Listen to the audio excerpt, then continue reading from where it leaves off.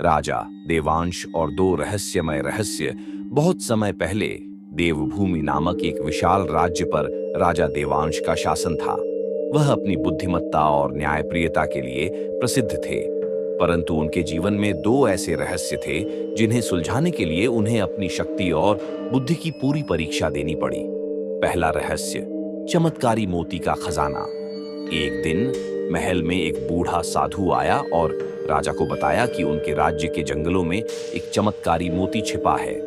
जो इसे पालेगा उसे अपार शक्ति मिलेगी, लेकिन यह खजाना श्रापित भी है। साधु ने चेतावनी दी कि मोती तक पहुंचने के लिए 5 खतरनाक परीक्षाओं से गुजरना होगा। राजा ने अपने विश्वास पात्र योद्धाओं के साथ यात्रा शुरू की। हर परीक्षा में उन्होंने अपने साहस और चतुराई का परिचय दिया, लेकिन जब उन्होंने मोती पाया तो उसकी शक्ति को अपने राज्य के भले के लिए उपयोग करने का वचन लिया, जिससे श्राप टूट गया।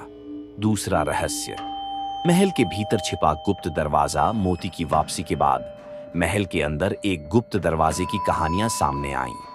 कहते थे कि दरवाजे के पीछे अज्ञात शक्ति थी जिसने पिछले कई राजाओं को लापता कर दिया। राजा देवांश ने खुद इस रहस्य को सुलझाने का निर्णय लिया।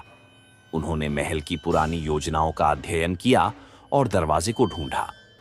जब उन्होंने दरवाजा खोला तो एक रहस्यमय गुफा मिली, जिसमें एक प्राचीन भविष्यवाणी लिखी थी। केवल वह राजा जो अपने लोगों की भलाई को सर्वोपरि रखता है, इस शक्ति का उपयोग कर सकेगा। देवांश ने अपनी ईमानदारी से इस शक्ति को प्राप्त किया और उसका उपयोग राज्य को समृद्ध बनाने में किया।